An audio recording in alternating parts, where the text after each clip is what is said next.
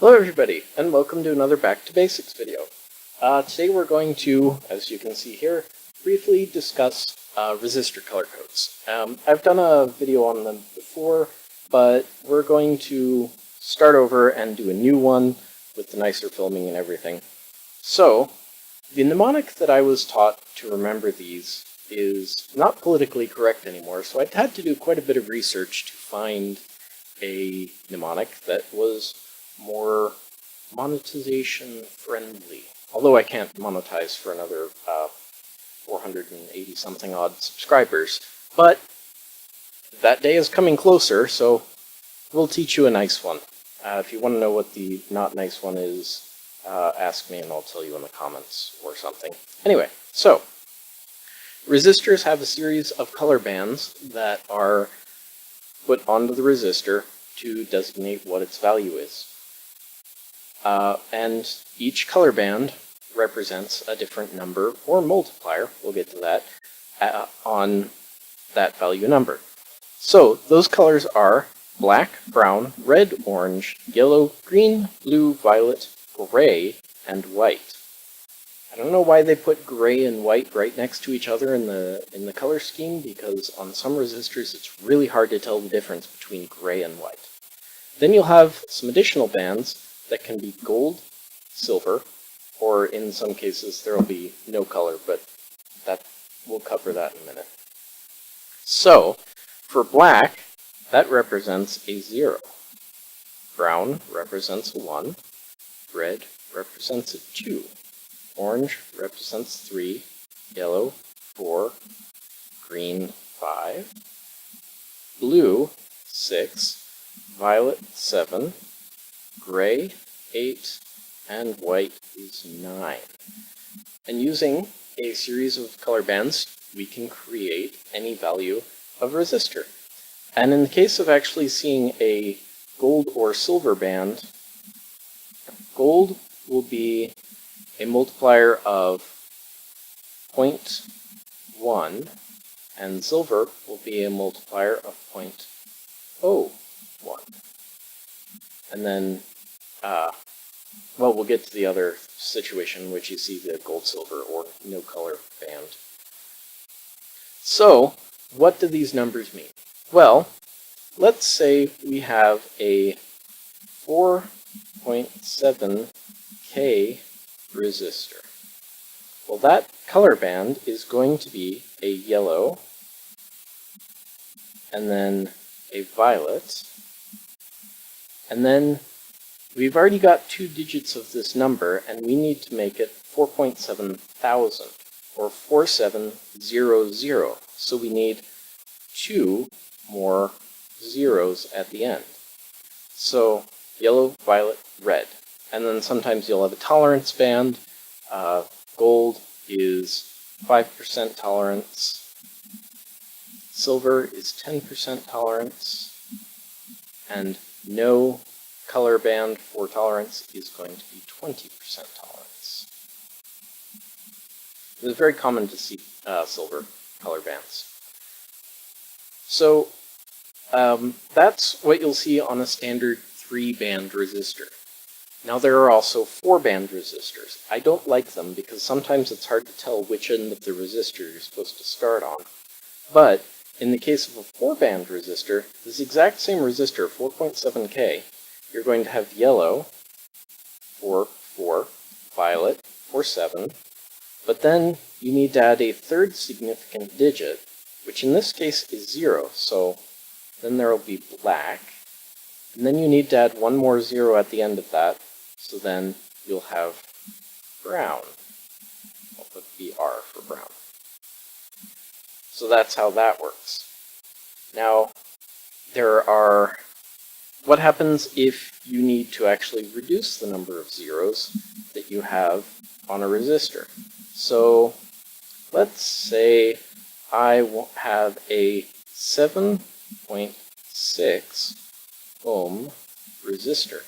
What's 7.6 ohms going to be? Well, we're going to have a violet, so, oops, he already knows that that's going to be 7. So we're going to have violet, and then we need a 6, so blue, And then we need to reduce its multiplier by 10%. So you're going to have gold, because you're multiplying it by 0.1. So you're taking 7, 6, and then you're taking that decimal point and moving it to the left 1. Now, for a 4-band resistor, that's going to be violet, blue, black, because you need that extra significant digit, and then it's going to be silver, because we need to multiply by 0.01. So we're going to take that decimal point, which we've got 760. The decimal point would otherwise be here. We need to move it over 2 points, so that'll be silver. So violet, blue, brown, silver. I need to stop picking things that have two B's next to each other. So let's pick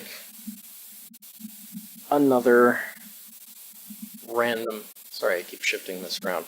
Let's say orange, red, green for a 3-band resistor. Well, that's going to be a, 3, 2, and then green is 5. So we've got 5 zeros. 2, 3, 4, and 5. So that is going to be a, why did I write a 7? It's going to be a 3.2 megohm resistor. Now, these actually, I guess we can actually do, if megohms is green, yeah, we can go actually quite high in our color codes here. Let's make a really big resistor just for fun. Let's say red, violet, green, white. So that's going to be a really big resistor. So we've got red, which is 2. Then we've got violet, which is 7. Green, which is 5. This is a really weird value. You probably won't see these unless you get it custom made. And then white, 9 zeros. 1, 2, 3, 4, 5, 6, 7, 8, 9. That's a really huge resistor. 1,000, million, billion. So it's a 275 gigohm resistor. That's a really big resistor. I've seen bigger.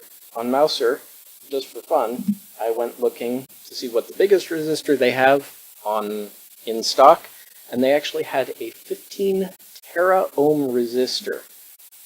To give you, let's write that down next to this. That's going to be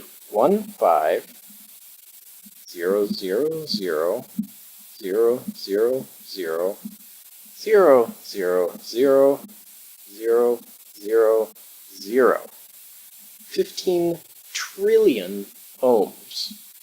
I have absolutely no idea why you would need a 15 trillion ohm resistor, but they exist.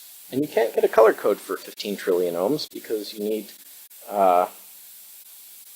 assuming we were using a 4-band resistor, that would be brown, and then green, and then black.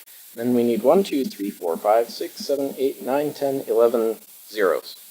There's no color band for 11 zeros. Let's see. What other things can we talk about? Oh, let's talk really quickly about surface mount resistors, because they don't use color codes. So we're just going to go ahead and erase all that. And I realize, as I've erased that I forgot to tell you the mnemonic. So I'll write it back out. So, This is the new mnemonic that I'm going to try to teach myself so that I can forget the old Air Force mnemonic that my father taught me. So, bad beer rots our young guts, but vodka goes, vodka goes well. Guzzle some now. I liked that one because it actually included the tolerance bands. So, once again, bad booze, or bad beer, bad booze, bad beer, one or the other. Bad beer rots our young guts, but vodka goes well. Guzzle some now. It's still a little ribald, but it's not as colorful as the one that I was taught originally. Anyway, let's talk about surface mount resistors. Now, your typical surface mount resistors, and if I had planned ahead, and I should have done this, I would have, I have a new USB microscope, 1000 multiplication on the magnifier. It's pretty neat. I could have set this up and actually shown you some surface mount resistors. Anyway, so the topology of a surface mount resistor, and I actually didn't talk about this in my resistor construction video, but you'll have a little wafer of ceramic. And then, find a different color. Here. Green isn't really appropriate, but I'll use green. And then on top of that is deposited a carbon film. And then, my black dry erase. Where's my black dry erase? There it is. And then, on the end, is a metal cap, like this. And then it gets soldered onto those metal caps that are on either end of the resistor. Now, looking at that resistor from the top, I'll use black now, you'll have a resistor chip that looks like this. And it will have a series of digits. Let's say 7, 3, 5. I was trying to be random, but that's not particularly random. So, what does 735 mean? Well, just like the resistor color codes, it's 2 significant digits and then a multiplier. So 7, 3, and then 5 zeros. 4, 5. So 7.3 megohms in that case. That's actually a pretty big resistor. I don't know if they make surface mount resistors that big. I mean, they must. I just haven't seen them. Typically, you'll see 103, which is going to be 10000, which is 10K. You'll see 101, which is 100 ohms, because 10 and then 10, so 100 ohms. You'll see, say, 300, which isn't 300 ohms. That's a 3, a 0, and 0 zeros. So 30 ohms. And then also, very, very often, you'll see 0, 0, 0, which is a link. It's 0 ohms. It's a 0 ohm resistor. Technically, it's just a wire link, but they will use those in surface mount technology when they couldn't get the traces to cooperate and then need to make a bridge over top of a trace. Anyway, thanks so much for joining me for this video. If you liked it or have any questions, please start a conversation in the comments below. If you haven't already, subscribe here. Right there, I'll have a video that YouTube thinks you'll find interesting.